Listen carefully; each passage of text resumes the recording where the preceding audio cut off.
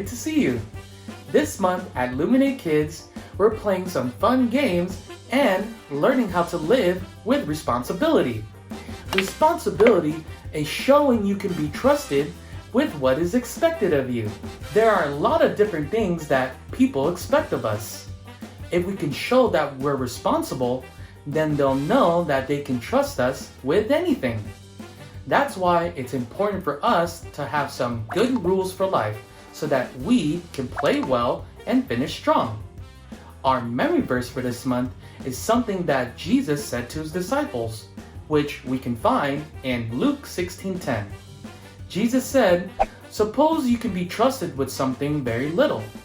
Then you can also be trusted with something very large." Okay everyone, on your feet.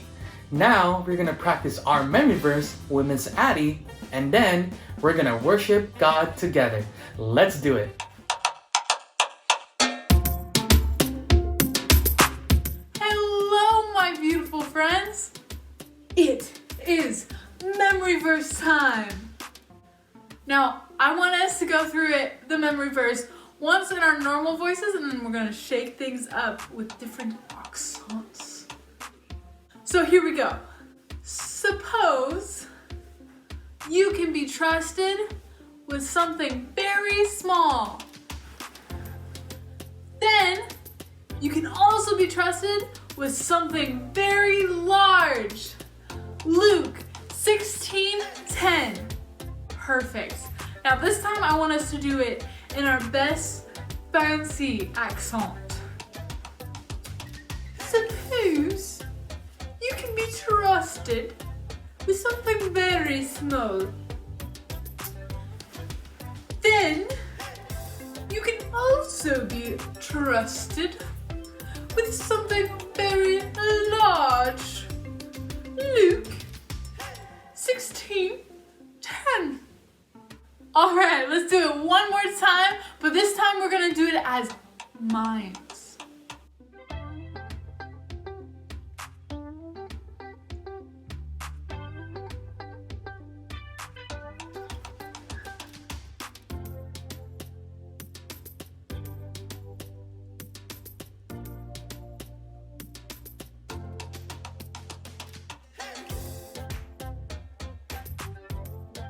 Great job! You guys killed it at another memory verse. Keep practicing, but now let's pass it on and get our worship on.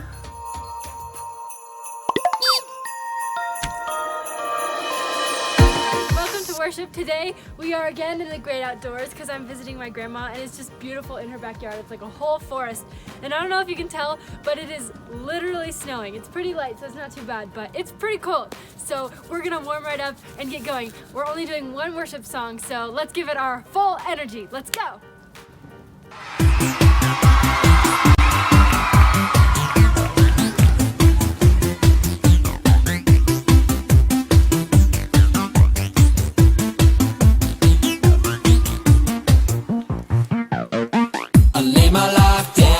Your feet, you're the only one I need. I turn to you and you are always there. In troubled times it's you I see. I put you first, that's all I need. I humble all I am, all to you. One way, Jesus, you're the only one that I could live for. One way, Jesus, you're the only one that I could live for. You're the only one, you're the only one, you're the only one that I could live for. You're the only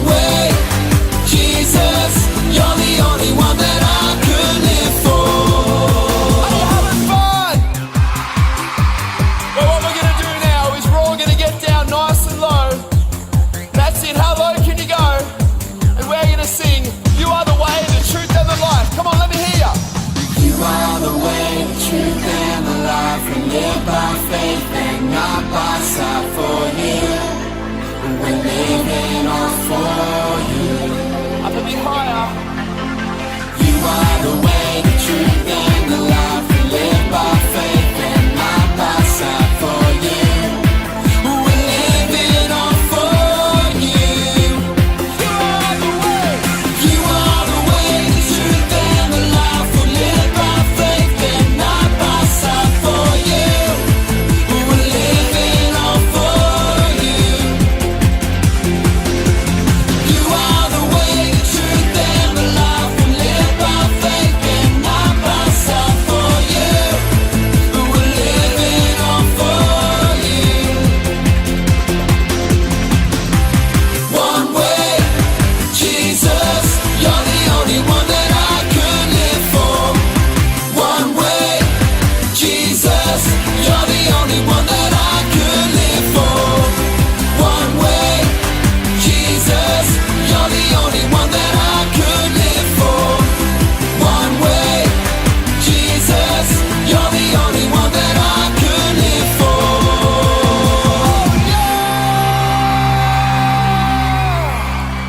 Wow, that certainly warmed me up. I feel like Elsa out here in the snow. The cold never bothered me anyway. Anyways, thanks for joining me in worship, you guys. Have a great time in the rest of service. Bye. The Bible. It's 66 books of history, stories, letters, and poetry that fit together to form God's one big story. The epic adventure of how He created us and loves us so much that He made a way to rescue us. As we travel through the Bible, from Genesis to Revelation, we discover people who met God and found their lives changed forever. Now, for an amazing story, inspired by the book of Luke, chapter 12, verses 13 through 21. Hey friends, this week's story takes place in Luke chapter 12. And it begins with Jesus, who was always followed by a really big crowd. And one day, a man from that crowd came forward and asked Jesus a question. He wanted to know how he could get more money and more land from his brothers. Now Jesus stopped for a second, and instead of giving him an answer right away, answered with a parable, which he often does in the Gospels. In this parable, it's a story about a rich man. Now our story begins, and I'm going to use this to illustrate. I don't know if you've ever played with one of these as a kid, but they're super fun. And so here is our story. It begins with a rich man. And this rich man, here, he's going to be happy. And he's a stick figure. It begins with a rich man. And this rich man grows a lot of grain. Here's our grain. Grows a lot of grain. And one year, he grows so much grain, he can't even believe it. So much grain. And he even fills up all the barns he had with this grain. Here are my little houses. They have, well, they're supposed to be barns, but they look a little bit more like houses. He fills all of his barns with barrels and barrels of grain. But guess what? When he's done filling all these barns, he still has more grain left over. That's crazy. So what he decides to do is he decides to build, you guessed it, more barns to store all of the extra grain he had. So he gets to work and he builds more barns and more barns till all the grain is completely filled and he has none left. Now, Jesus uses this story to show us that, did this guy really use all of his grain responsibly? No, he had enough to fill his barns, but the rest, what could he have done with it? You're right, he could have shared it, he could have given it to someone, he could have given it to those who didn't have a lot of grain, or who were hungry and needed that food. So he wasn't stewarding, which just means sharing, or using well what God had given him. God had blessed him abundantly that year with his crops, but he decided to be greedy and keep it all from himself. And that didn't make the story go very well. Jesus ended this parable on kind of a rough note, saying that this man didn't end up getting to see the blessings that he had because he wasted what God had given him to share with other people.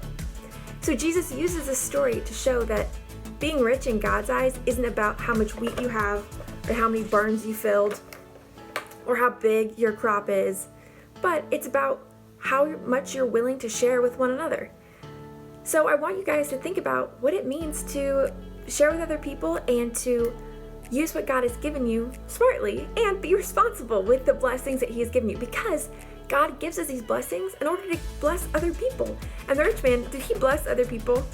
No, he just kept all the grain in houses, and they weren't used to help people who were in need. We can learn what Jesus taught the crowd that day.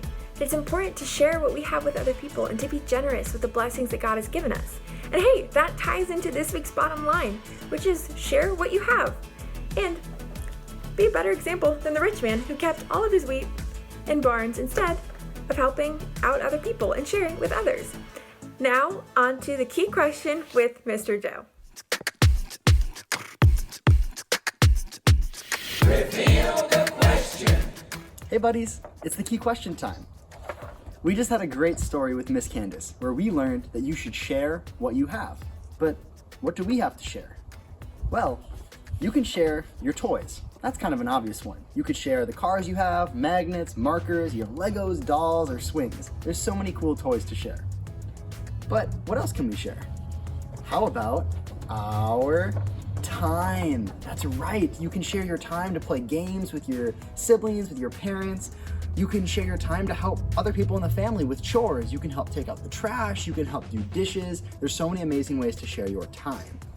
The next one is kind of a virtue that we talk about a lot. It starts with an L. Can you guess what it is?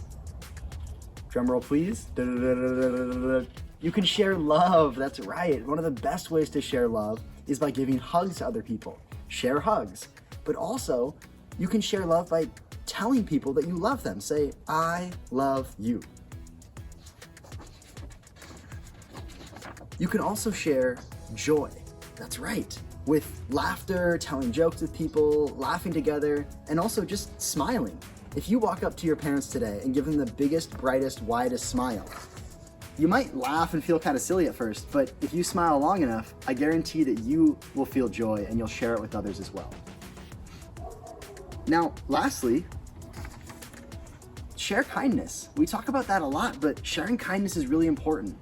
When you tell someone you love them, you can say I love you, but you can also tell them why you love them. And that's a form of kindness, of encouragement, of I love you because you help me with my homework, mom or dad, or I love you, grandma, because even though I can't see you face to face right now, I can still stay in contact with you over the phone. There's so many great ways to show kindness, like even keeping your bedroom clean without being asked to do it. That's a really great way to show kindness.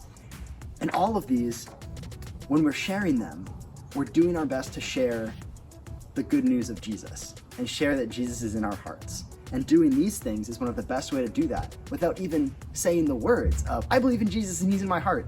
These are some of the greatest ways to show that and share it.